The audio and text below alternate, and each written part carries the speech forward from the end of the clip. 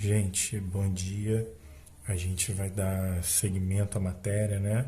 Falando sobre, continuando o capítulo, tá? Sobre desigualdades no mundo. A gente vai começar essa aula aqui na página 396, falando sobre alguns sistemas políticos, né? Que existem no mundo ou que foram testados. Vamos desmentir algumas coisas, entender outras, tá? A gente vai conhecer um pouco mais sobre esses sistemas políticos aí que a gente tem no mundo. Beleza, olha só. Inicialmente está aqui, ó, os diferentes sistemas econômicos e políticos, né? Ó, o governo é uma das instituições que formam o Estado, e todo governo tem um sistema econômico e político que organiza as relações sociais, o modo de produção de suas atividades econômicas e, em especial, a distribuição das riquezas geradas por essas atividades. Isso vai definir um tipo de sistema político, tá? Então a gente vai entender aqui, inicialmente, o sistema político capitalista, tá? Que vai ser um sistema, né, econômico e político. Tá? É o sistema que atua, né, em grande parte do mundo. A maior parte dos sistemas políticos e econômicos precisa da maioria para se sustentar. Ou seja, precisa que a maior parte dos países adote aquele sistema e assim há uma sintonia maior entre esses países, né? Sintonia principalmente se a gente vai falando de dinheiro, e essa sintonia aí vai gerar uma melhora naquele sistema, entendeu? Então, por exemplo, o capitalismo ele só funciona, ele só existe quando ele é tratado num conjunto de países e de regiões que também é capitalista, assim como os outros sistemas também funcionam dessa maneira, tá? Então, olha só, sistema econômico e político capitalista. Atualmente, a grande maioria dos países do mundo se organiza de acordo com os fundamentos do sistema político e econômico capitalista.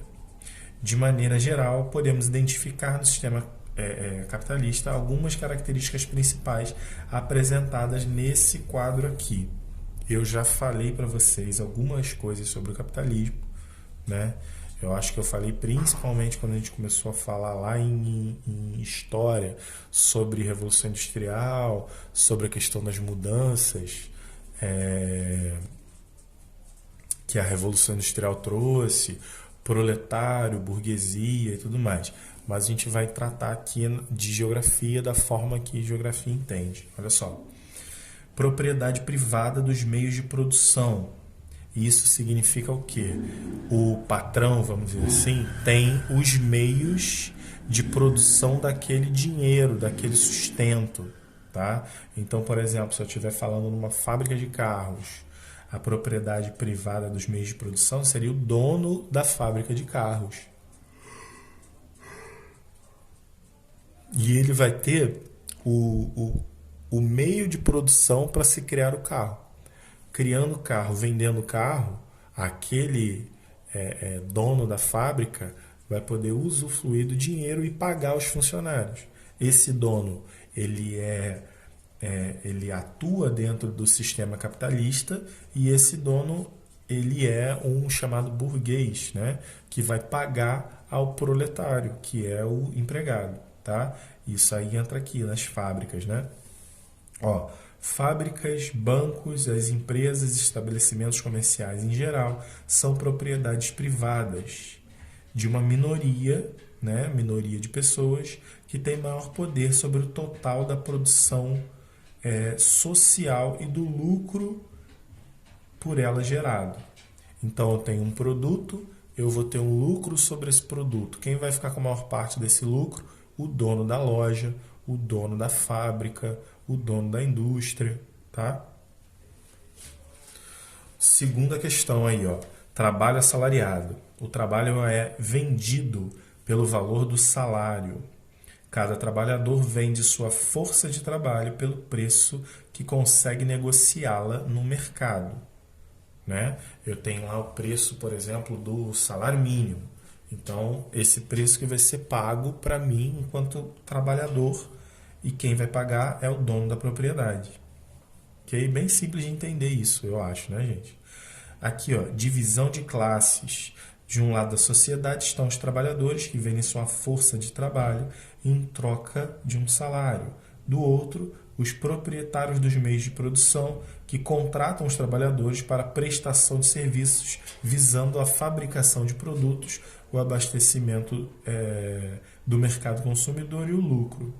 Tá? Então, se eu tenho uma empresa, por exemplo, eu vou querer que essa empresa venda bastante.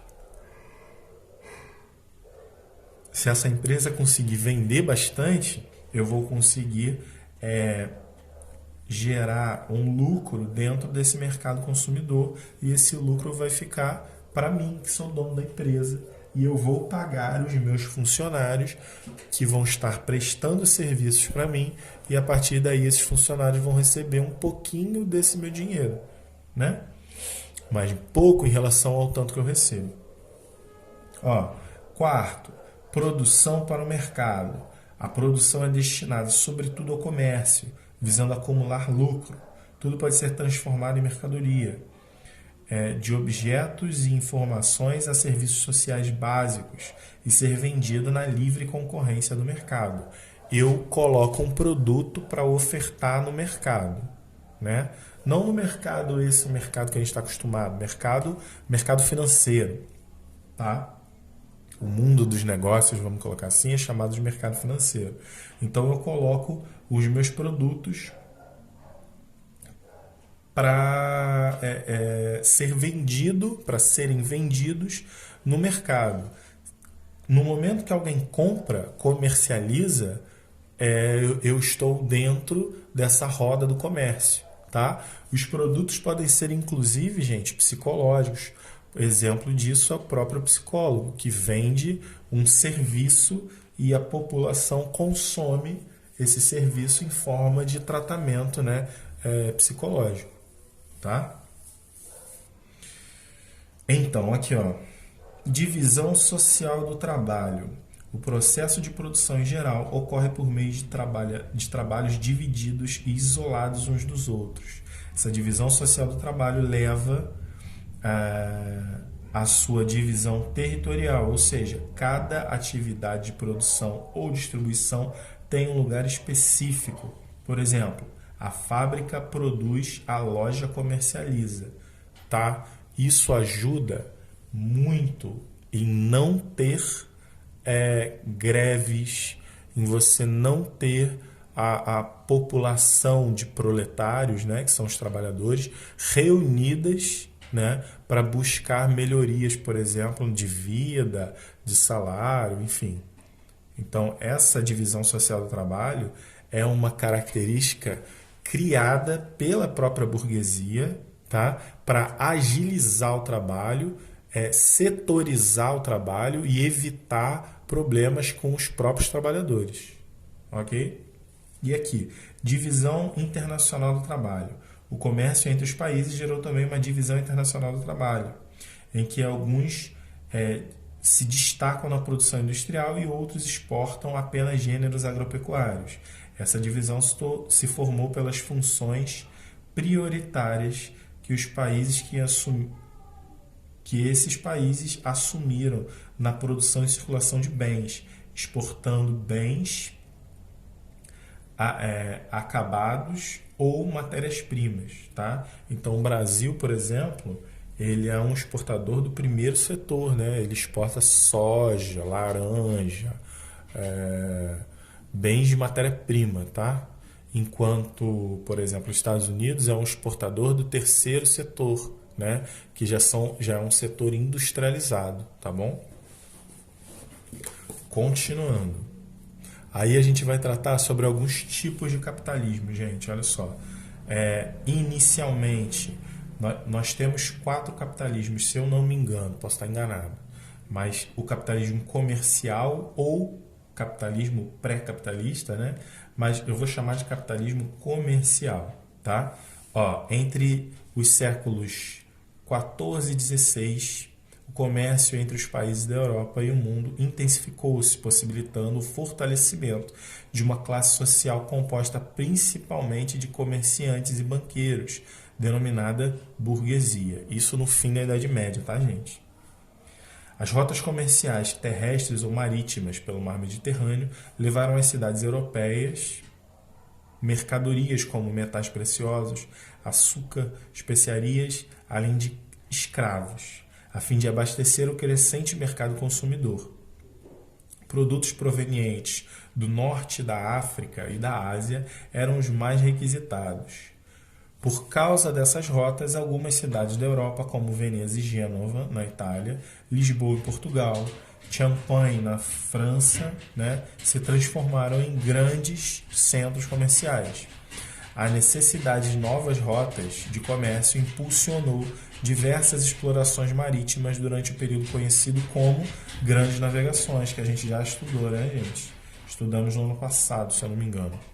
No início, elas foram realizadas por Portugal e Espanha, e em seguida acompanhadas pela França, Inglaterra e Holanda. Esses países expandiram seus domínios territoriais, fundando colônias na América, na África e na Ásia. Nesse período, cabia às colônias a exportação para as metrópoles de produtos primários, como ouro, prata e os produtos agrícolas produzidos pela mão de obra escravizada. Assim, as metrópoles acumulavam riqueza e fabricavam produtos manufaturados, né? Essas diferentes funções econômicas exercidas pelas regiões do país ou país do mundo deram origem à divisão internacional do trabalho, né? Que vão dar origem a, por exemplo, a colônia produz muita cana-de-açúcar. Então, historicamente, nós brasileiros produzimos produtos agropecuários. Então, a gente continua até hoje nessa exportação de produtos agropecuários, tá? A divisão internacional do trabalho colonial foi base do mercantilismo europeu e enriqueceu as principais potências europeias da Europa, tendo consequências diretas no desenvolvimento do capitalismo comercial. Tá? Então, gente, o capitalismo comercial é um capitalismo de compra e venda de produtos diretamente. É a compra e venda de matéria-prima, é a exportação do ouro, da prata e a matéria-prima sendo utilizada, vamos dizer assim, sem um processo industrial elaborado. Tá?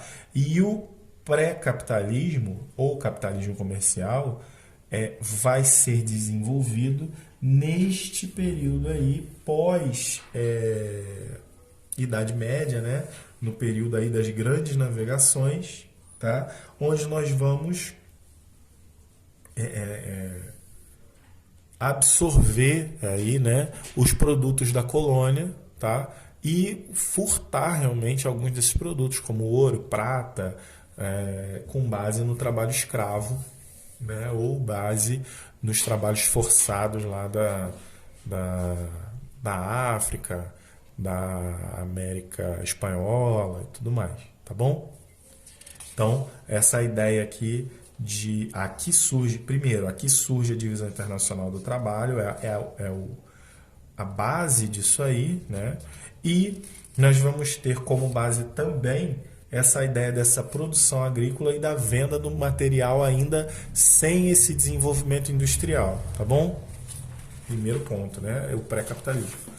Aí a gente vai ter aqui, ó, capitalismo industrial, tá? Ele é marcado pela Revolução Industrial. O período que se estendeu da segunda metade do século XVIII e meados do século XIX foi marcado pela Revolução Industrial, liderada pela Inglaterra e seguida por outros países europeus. E a gente estudou Revolução Industrial, então a gente sabe bem como é que é, né? Tais transformações foram desencadeadas pela inserção de novas tecnologias nas atividades industriais, sendo uma delas a máquina a vapor. Esse processo representou a transição de produtos da produção manufatureira para a industrial e provocou intensas transformações no modo de produção dos bens de consumo. Então a gente vai ter uma mudança, né, o surgimento das máquinas e a venda de produtos mais elaborados, tá? Produtos já trabalhados na indústria, transformados nessa indústria aí e sendo vendidos, né, para os países ou mesmo ficando aí dentro da metrópole. Ó, as paisagens urbanas se transformaram de maneira significativa em função das fábricas e chaminés, expelindo sua fumaça escura e poluente. Tá? Era intenso trabalho nas construções de estradas de ferrovias e vias fluviais, utilizadas para abastecer as indústrias com matéria-prima e levar produtos industrializados ao mercado consumidor. Então, no capitalismo industrial, a gente vai estar falando do imperialismo e a gente já vai estar falando no início de um mercado consumidor externo, tá? Ó, mercado consumidor externo. Nós já temos uma produção nesses países, né, esses países europeus, para um mercado consumidor externo. O ferro e o carvão foram elementos importantes durante o capitalismo industrial. O ferro fundido era essencial para a fabricação de locomotivas e estradas de ferro, e o carvão tornou-se a principal fonte de energia da época. A produção realizada pelas máquinas nas indústrias, por sua vez, substituiu parte da mão de obra humana, gerando um expressivo aumento da produtividade. Esse fato levou significativamente mais lucro aos empresários. Então, o capitalismo industrial vai ser marcado pela intensificação dessa produção industrial, né? A busca de mercados consumidores, a mudança e o crescimento das cidades, tá? E vai ser um crescimento muito expressivo, um crescimento muito grande. Olha só, nos centros urbanos, né, da Europa, a industrialização ocorreu associada ao processo de urbanização. O expressivo êxodo rural, a saída da população, a população sai do campo e vai para a cidade buscar possibilidades de emprego na cidade, né? Então, o êxodo rural gerou um elevado aumento do número de habitantes nas cidades, os quais não conseguiam ser absorvidos pelas indústrias, aumentando assim o desemprego e a pobreza. Entre as razões que explicam o êxodo rural está a transformação na estrutura agrária provocada pela Revolução Industrial. A agricultura deixa de ser uma agricultura de subsistência geral, né, e passa a ter pontos na agricultura voltada para a produção industrial, como, por exemplo, a indústria têxtil, né, que eu falei tanto para vocês na época que a gente estudou a Revolução Industrial, e é uma produção que a produção de algodão vai gerar as roupas. Então passa a ser uma coisa contagiante dentro da Inglaterra. Muitas produtoras, muitos pequenos produtores passam a produzir o algodão e muitos grandes produtores começam a se enriquecer com isso e comprar pequenas propriedades, gerando aí grandes latifúndios mesmo na Inglaterra. Tá? Latifúndio, no caso, é uma monocultura, né? Latifúndios baseados em monocultura, tá? Monocultura de algodão, uma produção só no caso de algodão. Durante esse período, as cidades passaram a determinar a organização das atividades rurais, né? Dessa maneira que eu falei, já que as cidades precisam de alimento, as atividades rurais geram alimento. As cidades precisam de algodão, as atividades rurais vão gerar algodão, tá? A cidade vai precisar de ferro, alguns territórios no mundo vão fazer extração de ferro, tá? Então, organizar as atividades rurais ao demandar maior produção de matérias-primas para o abastecimento do sistema das fábricas e de alimento para o consumo crescente da população, tá bom? Show, capitalismo industrial. E agora é que ferra tudo.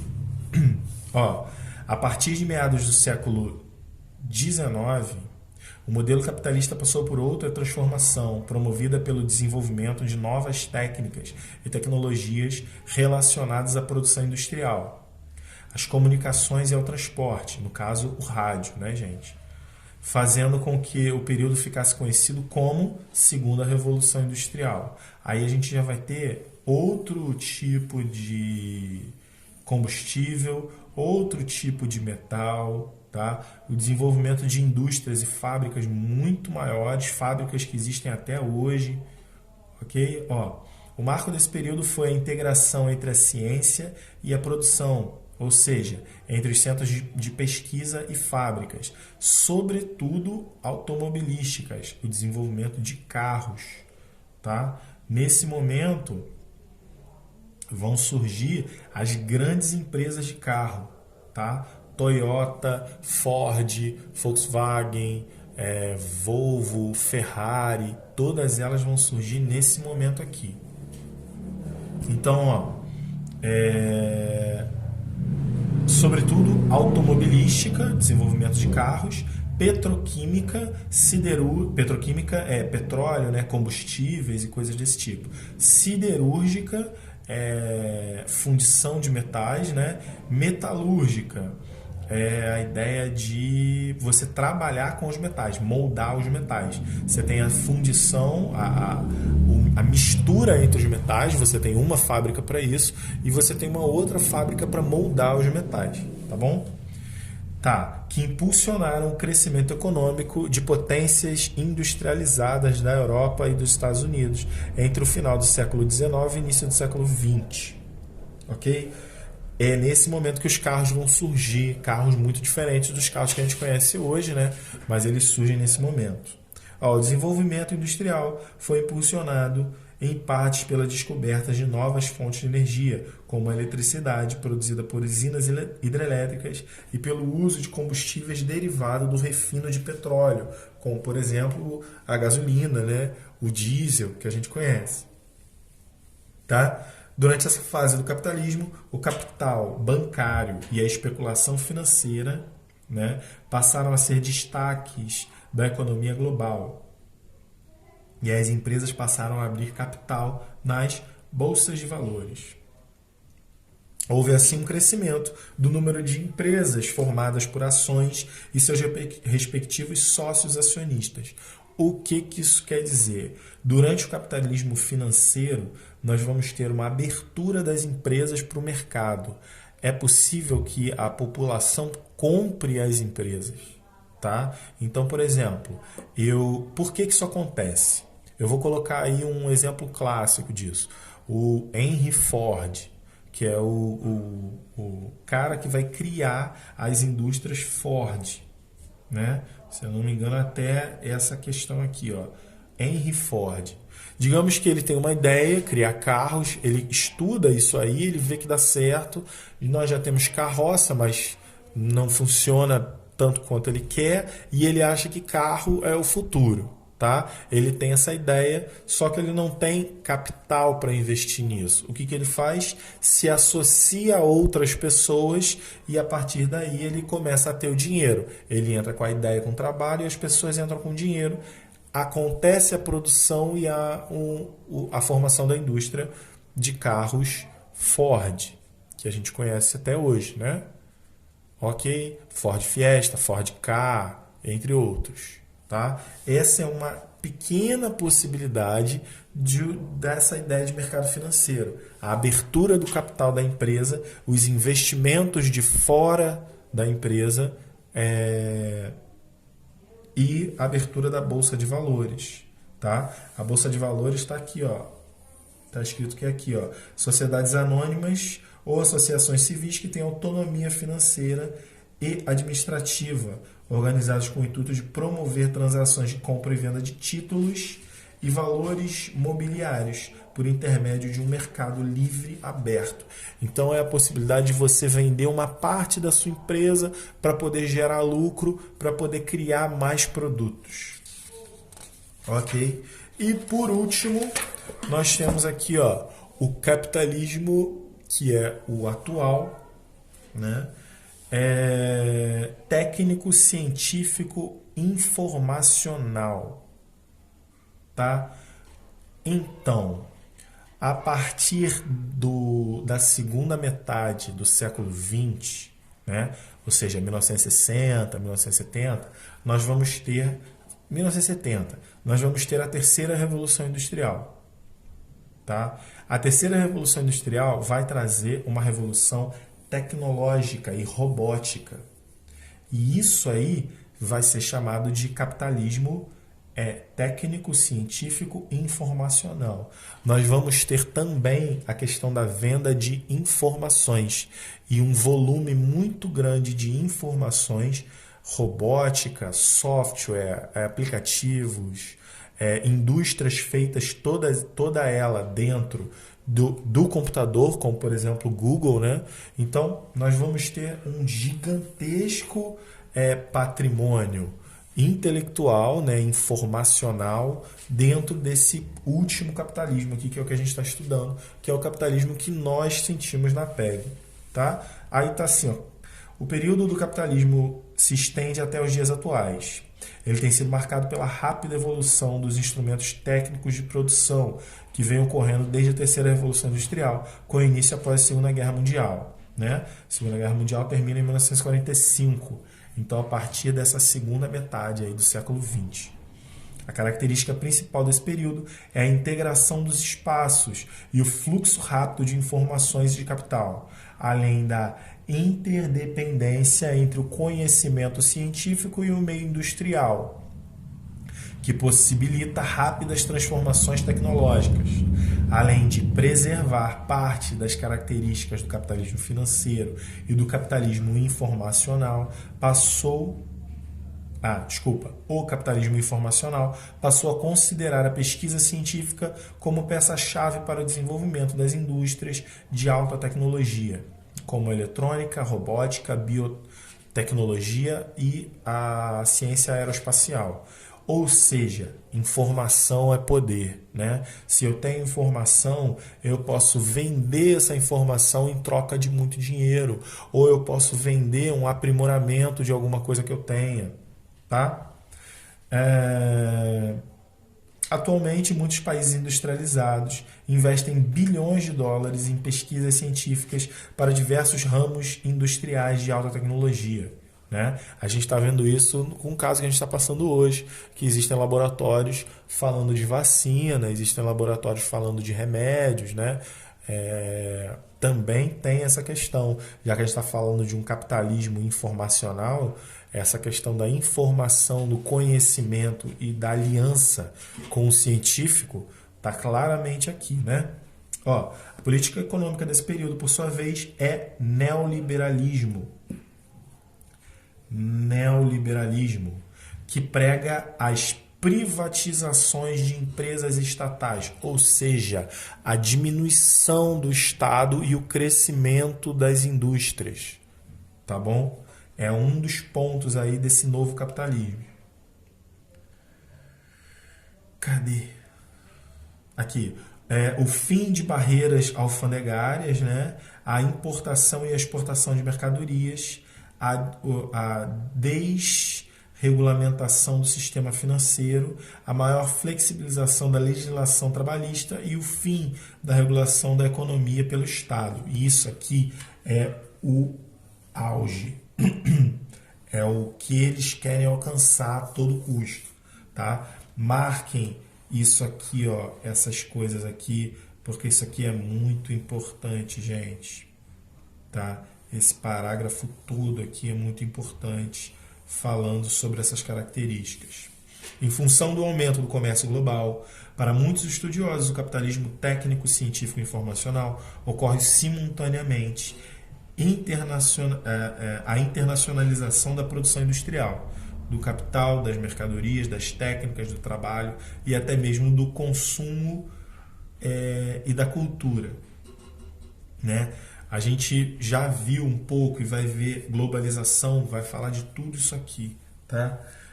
E aqui, ó, uma síntese do processo de globalização está nessa parte aqui. É a união de tudo isso aí, né? Outros estudiosos apontam que a falta de controle sobre a economia